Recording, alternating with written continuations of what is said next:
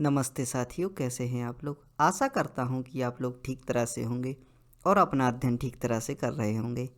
भारतीय इतिहास की यात्रा में आज हम पहली शताब्दी में आए शक वंश का विस्तृत अध्ययन करेंगे। शक, जो कि प्रारंभ में एक कबीलों का समूह था, यह भारत के उत्तर पश्चिम भाग से भारत में प्रवेश करता है और भारत के एक बड़े तथा समृद्ध भूभाग पर अपना राजतंत्र स्थापित करने में सफल होता है। इसके बारे में आज हम विस्तृत में अध्ययन करेंगे। भारतीय इतिहास की यात्रा का यह 11वां व्याख्यान है। इसमें शक वंश का इतिहास जानने का प्रयास हम करेंगे, जिसका समयकाल पहली शताब्दी व दूसरी शताब्दी का कुछ समय रहा। शक वंश एवं शक साम्राज्य के पतन के कारण को जानने का भी प्रयास हम इस लेक्चर में करेंगे। जैसा कि मैंने बताया आपको, शक मध्य एशिया यानी मिडिल ईस्ट की कबीलियाई जाति थी। लगभग 165 ईसा पूर्व यूची नाम के कबीले ने इन्हें इस क्षेत्र से खदेड़ दिया। यानी जो मध्य एशिया में शक लोग निवास कर रहे थे, जो कबीलों के रूप में थे, 165 ईसा पूर्व इन्हें वहाँ से इन्होंने खदेड़ कर बाहर कर दिया तथा इसने भारत में आई विक्टोरिया जाति को, भारत की उत्तर पश्चिम क्षेत्र में राज कर रही थी जो विक्टोरिया जाति, जो कि भारत के उत्तर पश्चिम क्षेत्र में निवास कर रही थी, उसे पराजित कर दिया। शक लोग, जिनके लिए मिडिल ईस्ट से भगाया गया था, उन्होंने भारत के क्षेत्र में जो विक्टोरिया जाति यहाँ पर राज कर रही थी या शासन कर रही थी, उसको पराजित करने का प्रयास किया यहाँ आके। और इसके उपरांत शकों ने आक्रमण करना प्रारंभ किया। इनको भगाने के लिए इन्होंने आक्रमण भी किए। विक्टोरिया की शक्ति धीरे धीरे क्षीण होती गई। जो विक्टोरिया जाति उत्तर पश्चिम क्षेत्र में यहाँ पर निवास कर रही थी, उन पर शकों ने आक्रमण किया तथा उनको धीरे धीरे उनकी शक्ति क्षीण होने लगी तथा भारत में विक्टोरियाओं की अपेक्षा अब ज़्यादा क्षेत्र किनका हो गया? शकों का क्षेत्र हो गया था। शकों की विस्तारवादी नीति के कारण इन्होंने बहुत सा क्षेत्र अपने हद में ले लिया। शकों की भारत में 5 शाखाएं थीं।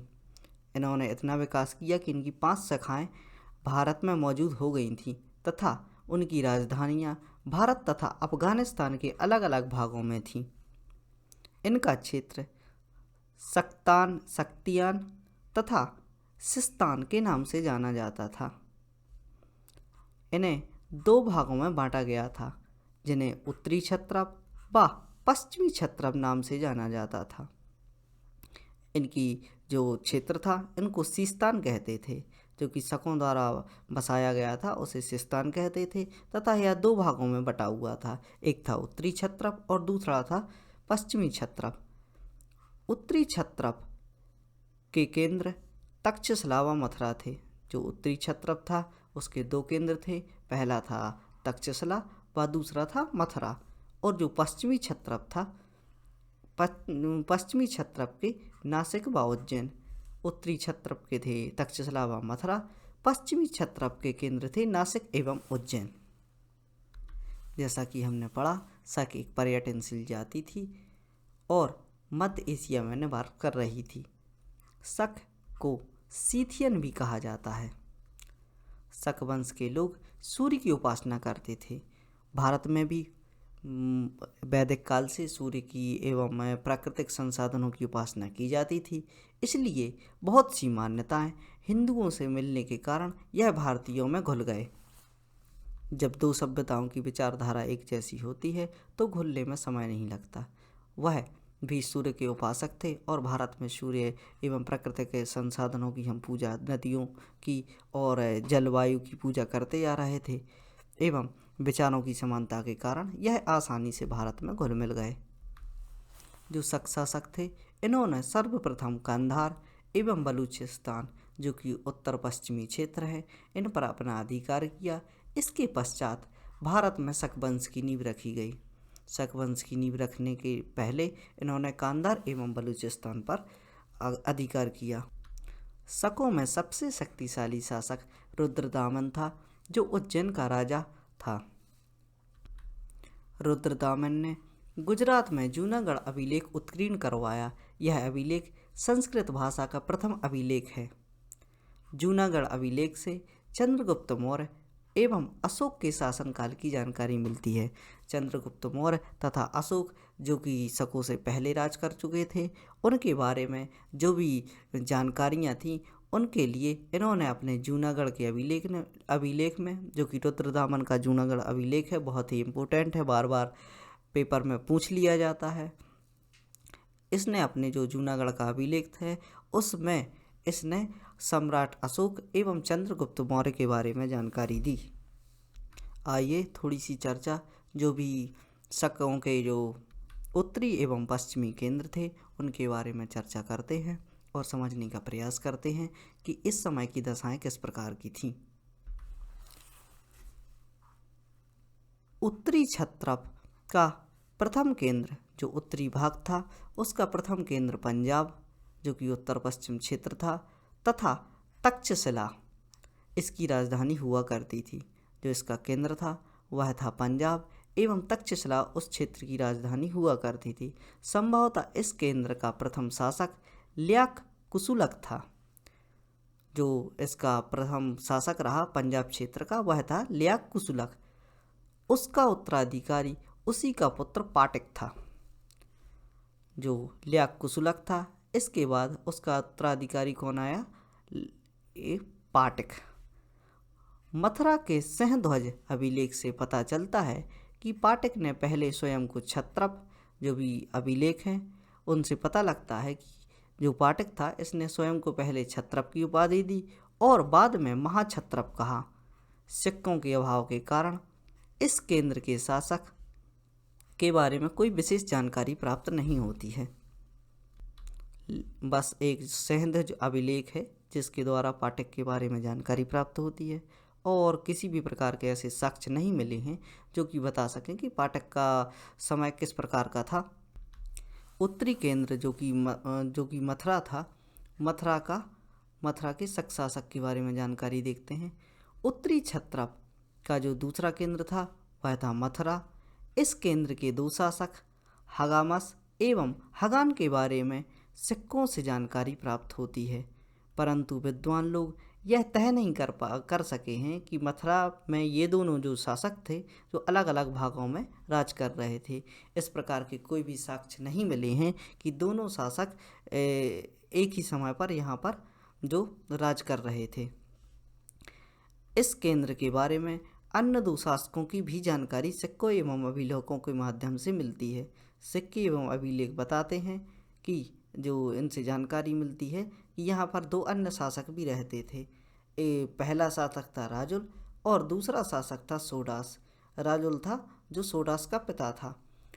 विद्वानों के अनुसार राजुल ने स्वयं को क्षत्रप एवं महाक्षत्रप की उपाधि दी। जैसा कि हम पहले पढ़ चुके हैं कि जो पाटिक था उसने अपने खुद के लिए क्षत्रप एवं महाक्षत्रप की उपाधि ली थी। उसी प्रकार राजुल जो कि सोडास का पुत्र था उसने भी क्षत्रप एवं महाक्षत्रप की उपाधियां धारण की एवं जो पिता थे इनके राजुल के पिता की तरह देखो पिता ने भी वही महाक्षत्रप एवं क्षत्रप की उपाधियां धारण की और पुत्र ने भी की। इस प्रकार का अध्ययन होने से हमें इस समय की जानकारी प्राप्त होती है और पेपर में जब भी क्वेश्चन आ जाते हैं तो हम इंटरलिंक कर सकते हैं कि किस समय की बात हो रही है और कौन से राजाओं की बात हो रही है। अब बात हम उत्तरी शासकों के बाद पश्चिमी शासकों की बात करते हैं कि पश्चिम जो केंद्र था उसमें किस प्रकार के शासक थे और वह शासन की व्यवस्थाएं क्या थीं। भारत में उत्तरी क्षत्रप की बजाय पश्चिमी क्षत्रप अधिक प्रसिद्ध हुआ। इसका प्रथम केंद्र नासिक था। इस केंद्र के दो शासक प्रसिद्ध हुए। पहले थे भूमक और नहपान, दो प्रसिद्ध शासक थे। भूमक के तांबे के सिक्के प्राप्त होते हैं जिसमें वह स्वयं को क्षत्रप कहता है और उसके सिक्के नासिक के अलावा महाराष्ट्र और काठियावाड़ से भी प्राप्त होते हैं। विद्वानों की यह राय है कि ये दोनों प्रदेश जो कि महाराष्ट्र और काठियावाड़ हैं उसके राज्य में शामिल थे। नहपान के बारे में पर्याप्त सामग्री मिलती है। इससे संबंधित 7 अभिलेख और हजारों सिक्के मिले हैं। उसके अभिलेखों में जो 41 से 46 तक का समय है, जो कि शक कैलेंडर के अनुसार आता है, उसकी तिथियां अंकित हैं। जो संभवतः 74 ईस्वी में प्रारंभ होने वाले शक संवत, जो शक संवत 74 ईस्वी से प्रारंभ हुआ, उसके अनुसार 41 से 46 वर्षों की जो तिथियां हैं, 41वां वर्ष होगा जो ईस्वी का, जो ईस्वी के 74 ईस्वी के बाद जो 41वां वर्ष होगा शक संवत के अनुसार, और जो 46वां वर्ष होगा उसकी तिथियां अंकित हैं। इसलिए विद्वानों ने उसके राज्यकाल को 119 ईस्वी से 124 ईस्वी तक निर्धारित किया है। शक संवत 74 में शुरू हुआ और 74 से अगर एक वर्ष आगे बढ़ता है तो वह इसका ईस्वी का जो समय होगा वो 75 होगा और इसका जो समय होगा शक संवत का 1 होगा। तो इस प्रकार इसका जो समयकाल बताता है, जो ईस्वी के अनुसार इसका समयकाल 119 से 124 ईस्वी तक का निर्धारित किया जाता है। नहपान ने अपने प्रारंभिक सिक्के थे उनमें स्वयं को क्षत्रप लिखा, लेकिन 46 यानी शक संवत के अनुसार जो 46वां वर्ष था के 46वें वर्ष के जो शिलालेख में वह स्वयं को महाक्षत्रप लिखता है। जो पहले के जो इसके सिक्के थे उसमें उसने स्वयं को क्षत्रप, एवं 46 के बाद के जो सिक्के हैं इससे उसको महाक्षत्रप लिखने लगा। तो इससे पता लगता है कि इसने उपाधि जो ट्रांसफ़र की, पहले क्षत्रप था और उसके बाद इसने यह स्वयं को महाक्षत्रप लिखने लगा। नहपान के जमाता यानी दामाद ऊसाबदांत, जो नहपान का जमाता था ऊसाबदांत, उसने एक नासिक में एक गुफा में लिखा, जो दीवार पर जो लेख लिखवाया था उसमें यह जानकारी मिलती है। नहपान की राज्य सीमाएं किस प्रकार की थी, इसकी सीमाओं की पर्याप्त जानकारी इसकी क्या है, जो दीवार पर इसने लेख लिखवाया था उससे इसकी जानकारी प्राप्त होती है। इसके अनुसार कहा जाता है कि जो काठियावाड़ है, जो महाराष्ट्र है, कोंकण है, अवश्य ही क्षत्रप नहपान के राज्य में शामिल होंगे। जो कि गुफा में जो चित्र बनवाया गया है उस चित्र के अनुसार इस क्षेत्र के हिस्सों के बारे में जानकारी मिलती है और उस एक मैप टाइप का होगा, उसके अनुसार काठियावाड़ है, महाराष्ट्र है, कोंकण है, अवश्य ही इसके जो नहपान है इसके राज्य में शामिल रहे होंगे। इससे यह जानकारी मिलती है। कुछ ऐतिहासिक उल्लेखों के आधार पर यह कहा जाता है कि जो गुजरात तथा उज्जैन से भी उसके राज्य शामिल थे। जो भी कुछ इतिहासकार मानते हैं कि जो उज्जैन व गुजरात के क्षेत्र थे वह भी नहपान के शासनकाल में शामिल थे। उसने महाराष्ट्र के एक बड़े भूभाग था उसके सातवाहन राजाओं से छीन लिया था। सातवाहन राजा जिनके बारे में हम पूर्व के लेक्चर में पढ़ चुके हैं, और ये मतलब जो सातवाहन शासक एवं शक शासक समकालीन ही थे, एक दूसरे से इनके युद्ध होते रहते थे और कुछ भागों पर सातवाहन शासन कर रहे थे और कुछ भागों पर ये शक शासक शासन कर रहे थे। तो इनकी जो डिस्प्यूट है उस समय पर होते रहते थे। तो इस समय पर सातवाहन राजाओं से इनके डिस्प्यूट हुआ होगा, तो नहपान ने कुछ क्षेत्र छीन लिए थे। नहपान के समय भड़ौच एक प्रसिद्ध बंदरगाह था। उज्जैन, प्रतिष्ठान आदि से बहुत सा सामान लाकर यहाँ पर इकट्ठा किया जाता था। वहाँ से व्यापारिक सामान जो पश्चिमी देश है वहाँ पर निर्यात किया जाता था। नहपान के उत्तराधिकारियों के विषय में कुछ जानकारियाँ नहीं मिलती हैं। संभवतः सातवाहन शासक जो गौतमीपुत्र सतकर्णी थे उनसे बहुत सा प्रदेश छीन लिया था। हमने पिछले व्याख्यान में पढ़ा कि जो सातवाहन शासक थे नहपान, इनसे गौतमीपुत्र सतकर्णी का डिस्प्यूट हुआ था तथा युद्ध में गौतमीपुत्र सतकर्णी पराजित हुए और इन्होंने बहुत सा जो भाग था नहपान ने इनसे छीन लिया था। अब हम बात पश्चिम क्षत्रप के दूसरे केंद्र के बारे में करेंगे। पश्चिम क्षत्रप का दूसरा केंद्र उज्जैन था। यह पहला स्वतंत्र शासक चषणक था। यहाँ का जो पहला स्वतंत्र शासक था वह चषणक था। इसी इतिहासकार इस राजा के पिता चषमतिक को उज्जैन का प्रथम शासक मानते हैं। इनके जो पिता थे चषमतिक थे। चषणक के राज्य में मालवा, गुजरात, कच्छ तथा उसके समीप के क्षेत्र शामिल थे। उज्जैन के क्षत्रपों में सबसे प्रसिद्ध रुद्रदामन था। ऐसा प्रतीत होता है कि शकों की शक्ति उससे पूर्व क्षीण हो गई थी, जो कि रुद्रदामन था। रुद्रदामन से पहले इनकी जो शकों की शक्ति थी वह क्षीण होने लगी थी, और रुद्रदामन के आते ही उसने अपने पराक्रम के बल पर अपनी जो शकों की सत्ता थी उसको पुनः स्थापित किया। जो रुद्रदामन था इनके पिता जयदामन थे, और इनके बारे में कोई विशेष जानकारी नहीं मिलती है, लेकिन उसी यानी रुद्रदामन ने शकों का पुनरुद्धार किया। संभवतः उसी ने, जो कि माना जाता है कि जो रुद्रदामन है उन्होंने मालवा, सौराष्ट्र, कोंकण आदि प्रदेशों में सातवाहनों को जीता था। सातवाहन जो शासक थे इनसे सौराष्ट्र है, कोंकण है और मालवा को जीता था। रुद्रदामन ने अपने समकालीन सतकर्णी राजा को पराजित किया। इनके जो समकालीन सतकर्णी राजा थे वो थे वशिष्ठिपुत्र। इनको रुद्रदामन ने पराजित किया। बाद में युद्ध करने के बाद इन दोनों के बीच संधि हो गई और रुद्रदामन ने अपनी पुत्री का विवाह सतकर्णी से कर दिया। रुद्रदामन की विजयों की विस्तृत जानकारी गिरनार के शिलालेख से प्राप्त होती है। उसके अनुसार रुद्रदामन ने पूर्वी मालवा, जो गिरनार का शिलालेख है उसके अनुसार जो रुद्रदामन ने पूर्वी मालवा है, पश्चिमी मालवा है, विंध्य घाटी का प्रदेश है, उत्तरी काठियावाड़ तथा सौराष्ट्र, मारवाड़, कच्छ, सिंध, उत्तरी कोंकण आदि जीते थे।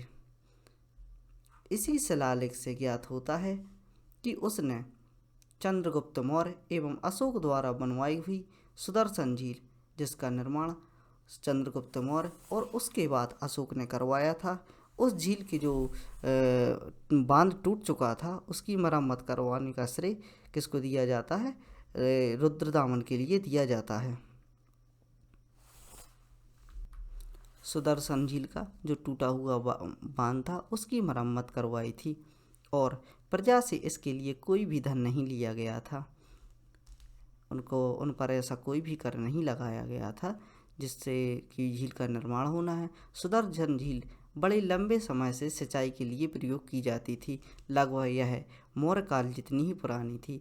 मौर्य वंश में इसका निर्माण हुआ था मौर्य काल के समय, तो जितना समय मौर्य काल को हो चुका था उतना ही समय इस झील को हो चुका था। अतः इसलिए यह माना जाता है कि यह मौर्य काल जितनी पुरानी है। वह जनता के लिए बहुत लोकप्रिय शासक था। बिना किसी कर लिए हुए सिंचाई के लिए इसने बांध वगैरह का निर्माण कराया, इसलिए इस समय का प्रतीत होता है कि यह जनता के लिए बहुत लोकप्रिय शासक था। वह अपने राज्य कार्यों में मंत्री परिषद का परामर्श लेता था। जो भी राजकाज के कार्य थे वो मंत्रियों से वो परामर्श लेने के बाद ही निर्णय लेता था। वह स्वयं को उच्च कोटि का विद्वान था। इसके अलावा वह स्वयं उच्च कोटि का विद्वान था। उसे राजनीति, संगीत, तर्कशास्त्र, व्याकरण, वित्त आदि के विषय में पर्याप्त ज्ञान था। कहा जाता है कि उसने प्रतिज्ञा ली थी कि युद्ध को छोड़कर अन्य किसी तरह की हत्या नहीं करेगा और जीवन भर उसने अपनी प्रतिज्ञा का पालन किया। इस केंद्र का अंतिम शासक, जो कि पश्चिमी केंद्र था, इसका अंतिम शासक रुद्रसिंह तृतीय था। शकों को प्रारंभ में भारतीय शासक, जो कि उस समय जो समय था उस समय अराजकता की स्थिति थी। कोई भी ऐसा शक्तिशाली राजा नहीं था जो उस समय विरोध कर सके। अतः शकों को प्रारंभ में भारतीय शासकों एवं जनगणों न तो जनता का और न भी किसी खास शासक का प्रभावी प्रतिरोध का सामना करना पड़ा। कोई भी विरोध करने वाला नहीं था, इसलिए आसानी से राज कर पाए।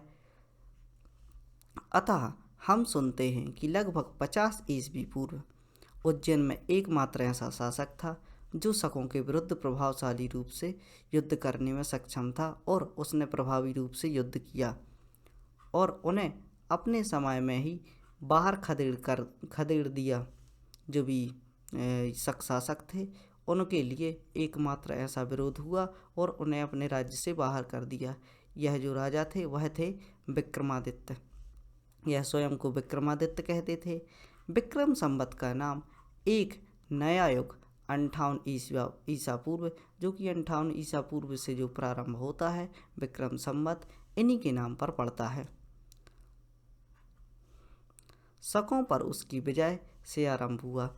जो विक्रमादित्य ने शकों पर विजय प्राप्त की, उसी के अनुसार इनकी जो संवत प्रारंभ किया, उनकी विजय के उपलक्ष्य में ही इन्होंने कैलेंडर जारी किया और इस कैलेंडर को विक्रम संवत कहा गया। इस समय के बाद विक्रमादित्य एक अत्यंत इच्छित उपाधि बन गई थी। जो विक्रमादित्य पद था वह इतना प्रभावशाली था कि वह एक उपाधि बन गई थी। जो भी महान राजा कोई कार्य करता, इस उपाधि को उसी तरह ग्रहण कर लेता जिस प्रकार, मतलब एक उदाहरण मिलता है कि प्राचीन रोम में सम्राटों ने अपनी वीरता व पराक्रम की शक्ति पर जोर देने के लिए अपने नाम के आगे सीजर की उपाधि धारण की थी। उसी प्रकार भारतीय राजा जो भी प्रभावशाली रहे, जो भी अपने आप को महान बताते थे या अपने आप उपाधि धारण करते थे, उन्होंने अपने नाम के आगे विक्रमादित्य लगाना प्रारंभ कर दिया। इस रिवाज के फलस्वरूप हम भारतीय इतिहास में 14 विक्रमादित्य पाते हैं। 14 प्रकार के विक्रमादित्य पाते हैं कि 14 ऐसे शासकों के बारे में जानकारी मिलती है भारतीय इतिहास में जिन्होंने अपने नाम के आगे या फिर आगे विक्रमादित्य की उपाधि धारण की। यह उपाधि भारतीय राजाओं में 12वीं शताब्दी तक सोचिए, 1200 वर्षों तक इस उपाधि का आगाज रहा कि जो भी प्रभावशाली राजा आए और उन्होंने यह उपाधि धारण की। विशेषकर पश्चिम भारत और पश्चिम दक्कन के जो राजा थे वह विक्रमादित्य की उपाधि धारण करते थे। भारत में शकों के योगदान के बारे में अध्ययन करते हैं। कुछ विद्वानों के अनुसार शक शासकों ने अवंती पर अधिकार कर 78 ईस्वी में शक संवत चलाया था। जिस प्रकार 58 ईसा पूर्व विक्रमादित्य ने शकों का आक्रमण करके विजय प्राप्त की थी, विजय के उपलक्ष्य में 58 ईसा पूर्व जो विक्रम संवत चलाया था, उसी प्रकार शक शासकों ने अवंती पर जब विजय प्राप्त की, जो कि 78 ईस्वी में की थी, इसी के उपलक्ष्य में इन्होंने शक संवत चलाया था, जो आज भी प्रयोग किया जाता है।